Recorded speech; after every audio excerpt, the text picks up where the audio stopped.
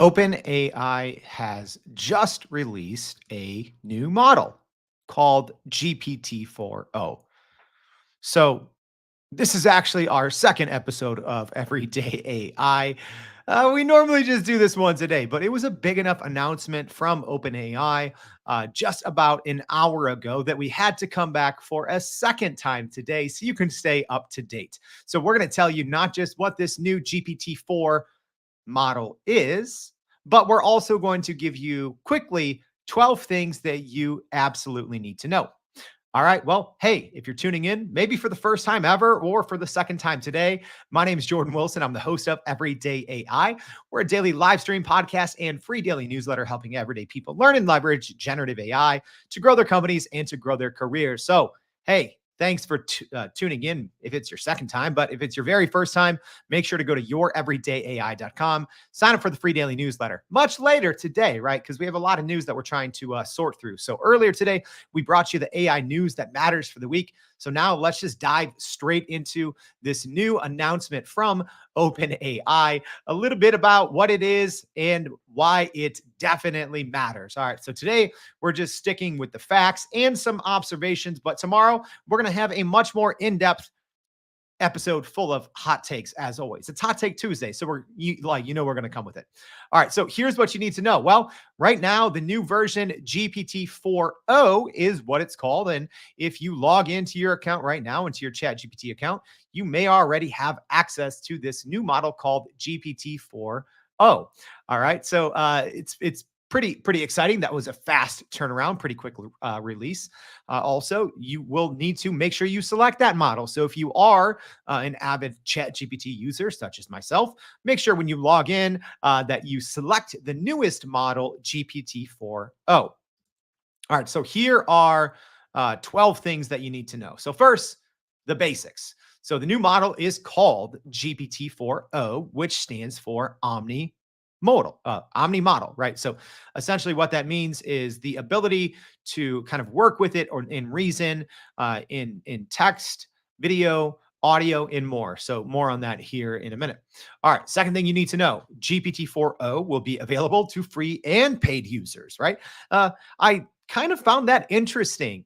I don't know if now there is as much of a reason to have a paid account. So we'll get into some of the differences between what a paid account actually gets you. But a big part of OpenAI's announcement today was really about their desire to make this technology available to all. So pretty big kind of thought there, pretty big move by OpenAI. I'm actually, like I said, this is brand new, so I'm checking this as I even type to see if you have access. So it looks like at least right now, you can only access this model if you are on the paid plan. Right now, if you are on a free plan, even without logging in, you can still use the old model, GPT 3.5, but it doesn't look like everyone, not even users who aren't logged in, at least cannot access this, at least as of, Monday afternoon at 2 p.m. Central Standard Time. Things could move quickly. All right. Third thing that you need to know about this new GPT-4o is that paid users will have 5x the capacity limit as free users. So again, we don't know, at least right now, what other differentiators there will be between the free account and paid account. If nothing else, this is huge news, I think, for free users to have the ability to use the exact same model as paid users is actually something we haven't really seen out of the big large language model players. So as an example, up until, this recent announcement, ChatGPT, so OpenAI's model had, big difference in the model between free and paid tier. Google with their Gemini 1.5, big difference between the free and the paid tier. Claude 3, big kind of jump between, Haiku and Sonnet versus the paid version in Opus. So this is the first large language model that we've seen aside from Meta's Llama 3, which is kind of free and pretty much open source. But aside from that, this is the first kind of big play from a large language model worker that gives free free and paid users the exact same model and level of access. Again, at least now, that's what they said. Maybe there might be future capabilities or future features for the paid version of ChatGPT Plus. But right now, it looks like the only differentiator might just be the limits. So having 5 times the capacity if you are a paid user. All right. Number 4, well, speaking of more things for free users, even free users will soon be able to access the GPT Store, which was previously limited to ChatGPT Plus paid users only. So if you don't know anything about that, so essentially ChatGPT and OpenAI have what's called a GPT Store, which is a very simple way for people to go and create essentially a custom, pretty simple version of ChatGPT. So you can give it kind of custom instructions, some custom configurations. You can drop in your own documents, things like that. So now all of a sudden you're going to open that up to every single free user out there. So I don't believe you will be able to use this if you're just, in an incognito or not logged in. But OpenAI did say today that even if you are a free user, you will soon have access to the Chat GPT GPT store. So pretty big news there. And I am checking live in real time, y'all. This is like literally as quickly as we could get a podcast episode out.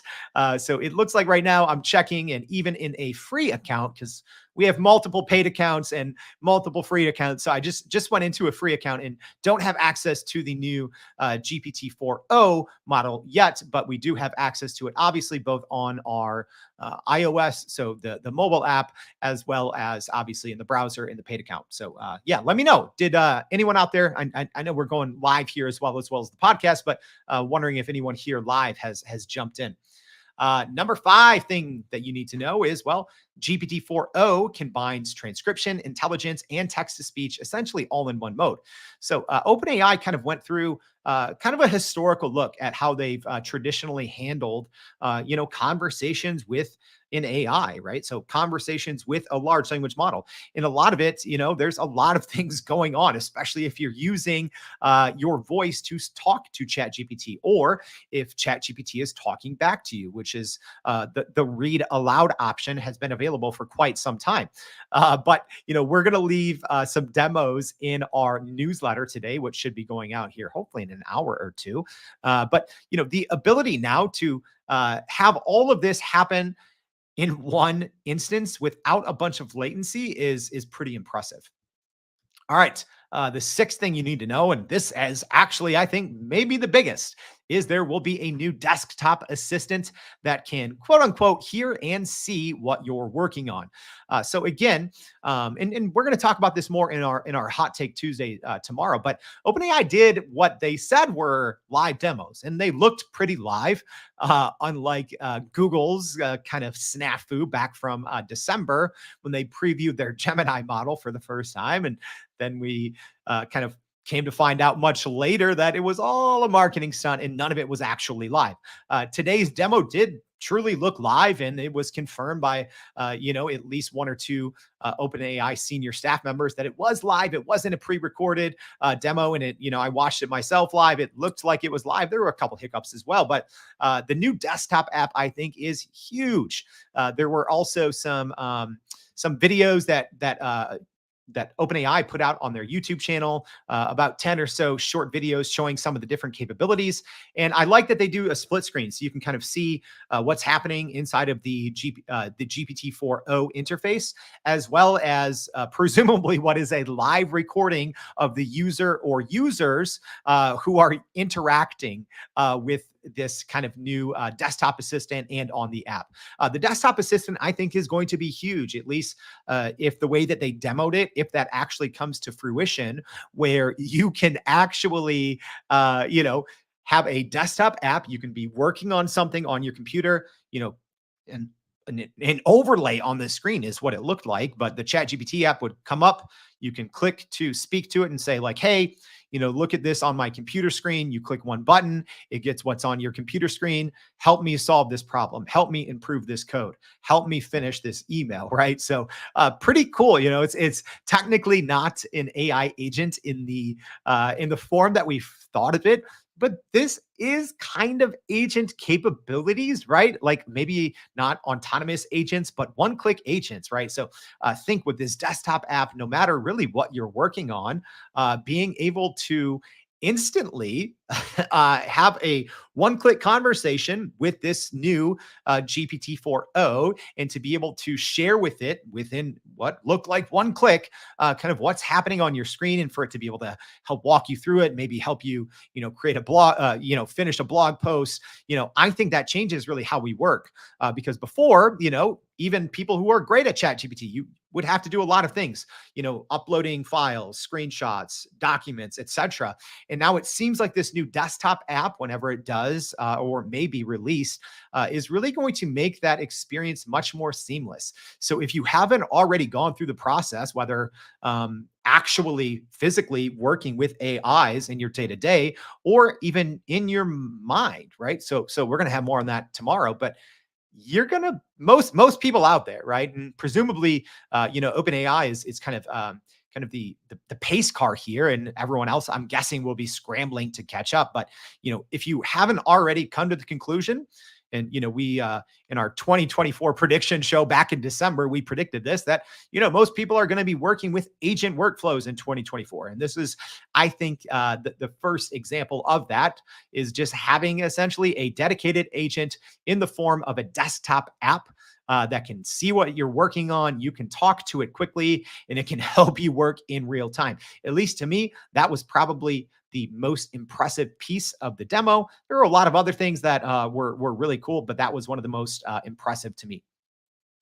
Number 7, and hey, if you do have your question, get it in. We don't have a ton of time, but we'll try to get any of your comments. Douglas said he doesn't have 4.0 yet. You might have to, if you are listening to this live or on the podcast, you usually this is just, I'm an internet dork. So try logging out, clearing your cache, clearing your cookies, logging back in, and presumably you might have it at that point. But I'm guessing this, like most updates from not just OpenAI, ChatGPT, but any large language model, they're iterative. They're slow to roll out. They go in phases. Sometimes it's available to everyone. Sometimes, you might have to wait a couple hours, a couple days. So yeah, make sure to go check that out.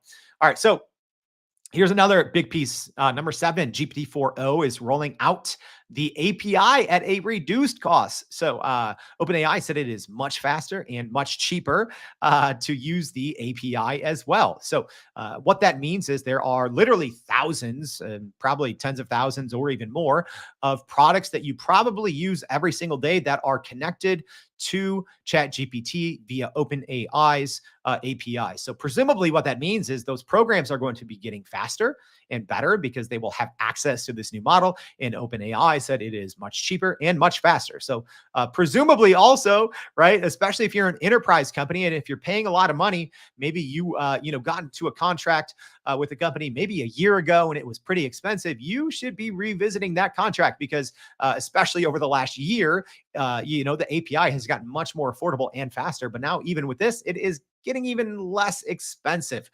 So pretty big news, especially if within your company's tech stack, you're working with multiple, pieces of enterprise software that have a OpenAI GPT connection via their API, which is, nowadays it's like it seems like just about any enterprise software, whether it's marketing, advertising, communications, CRMs, etc. It seems like they all have some connection to GPT. All right, number 8. So OpenAI demoed a live view mode, presumably being able to use vision in real time. I say presumably, right? Because I never really want to report on things, even when they look true, because, Google really just, kind of, I won't say that they straight up lied to everyone, but they were not very truthful in their original Gemini marketing video in December. But it did look very legit and very live from OpenAI. But essentially, where you had some people on the stage, some developers, literally just turn on a camera, and it is a live view on the camera, and to say, "Hey, ChatGPT, what is my reaction?" And the developer was smiling, and ChatGPT said, "It looks like you're happy." So the new model was able to literally recognize video in real time, which was crazy.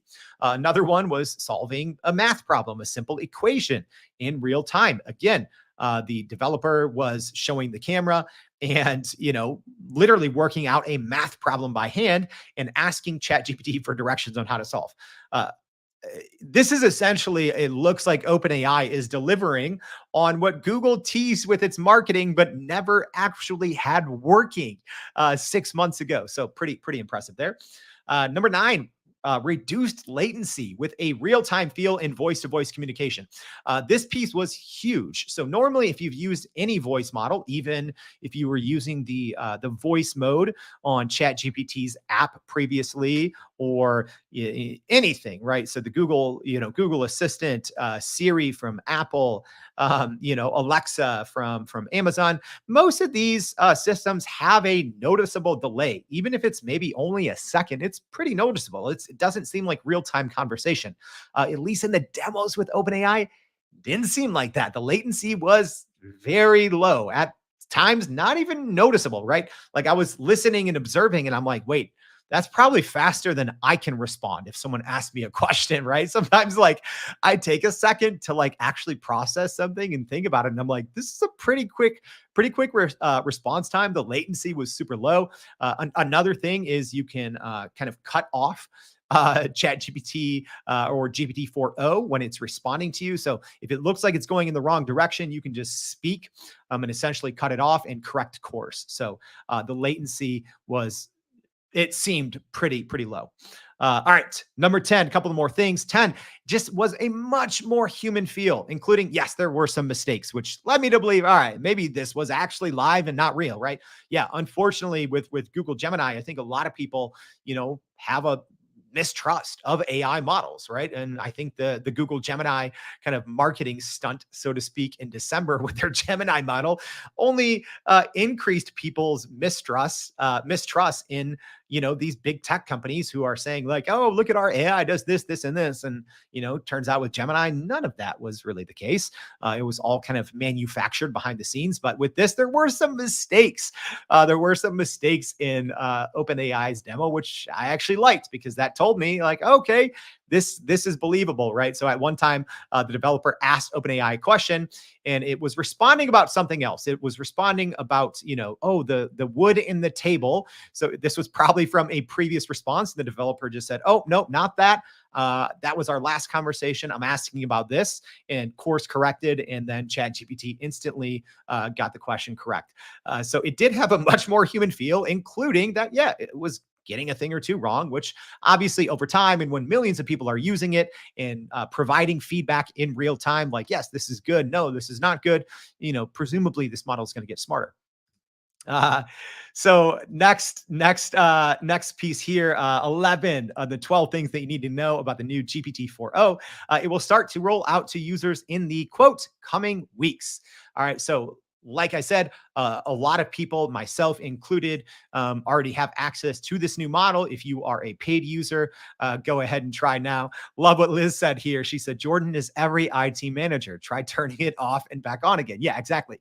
So if you don't have access yet, don't worry. You'll probably get access in the coming days, but not all of these features are available yet, right? Right now, this new model, so it's two different things. You have to think of it as that. There is a new model, and then there are all of these features that work with the new model. So it looks like OpenAI is probably first going to be rolling out just access to the new GPT-4o model. Again, O stands for omni-model, or the, kind of what they're hoping is, or will be referred to as the everything model and the omni model. So it does, most people are going to have probably access to that first before all of these other features, but do pay attention. So we don't know what's going to be rolling out first. As an example, will all of these updates first be coming to the app? Will the desktop app, kind of the smart desktop assistant be rolling out, in the coming weeks as well? Not sure, but do check. And obviously, if you tune in to Everyday AI, we do this show literally every single weekday. We go live at 7:30 a.m. Central. So maybe this is your first time listening. So, as these new updates get rolled out, we'll obviously talk about them on the show. And then We have Google. Our last thing to know is Google is likely in trouble. We have a commenter here, Cyber S from YouTube, saying, "Is anyone excited about Google tomorrow?" Yeah. So the timing on this one is interesting, right? So OpenAI just officially announced this event about 3 days ago. Whereas we've known for a couple of months that Google has their I/O developer conference tomorrow. So OpenAI just kind of swooped in here and maybe potentially stole the limelight. I mean, we'll see what Google announces tomorrow, but man, if I'm sitting in the seat at Google, I'm not feeling super great, right? Number one, a lot of these kind of features or capabilities were teased by Google, like I said, 6 months ago in their original Gemini marketing video, and turned out that a lot of it was manufactured behind the scenes. Kind of this ability to interact with an AI in real time. It wasn't real. None of it existed, right? Google later shared a research paper that said, "Oh, here's how we actually put it all together. It was multiple steps and a human was involved. We took the video, we grabbed frames, then we prompted and reprompted the AI, and then, we spit out this result." So it wasn't actually true. So if I'm Google, I am not feeling good heading into the IO developer conference tomorrow, if I'm being honest, because OpenAI just came and kind of took their lunch and their dinner. All right. So tune in for that. Actually, tomorrow, we're going to be coming in with hot takes on what this actually means. All right. So today's kind of extra edition, just bringing you the facts on this new GPT-4 model. So again, we're going to go over it very quickly here. Here are the things you need to know. The new model is a GPT-4 variation called GPT-4o, which stands for omnimodel. GPT-4o will be available to free and paid users. Paid users will have 5x the capacity limit as free users. We don't know what other differences there will be. For even free users will soon be able to access the GPT Store. 5, GPT-4o combines transcription, intelligence, and text-to-speech all in one mode. 6, the new desktop assistant will be coming out that can hear and see what you're working on. 7, GPT-4o will be rolling out to the API at a reduced cost. 8, OpenAI demoed a live view mode, presumably being able to use vision in real time. 9, we saw a reduced latency with a very real-time feel and voice-to-voice communication with the new model. 10, it had a much more human feel, even including mistakes and the ability to cut off the model. 11, it will start rolling out to users in the coming weeks. A lot of people have access to the model. Features will be rolling out. And 12, I personally think Google is in trouble. So we'll be talking about this tomorrow. If this was helpful, let me know in the comments. Hit that repost, share this with your friends. If you're listening on the podcast, maybe for the second time today, thank you for your support. If you want to leave a review on Spotify or Apple, we'd super appreciate that. So we hope to see you back tomorrow and every day for more everyday AI. Thanks, y'all.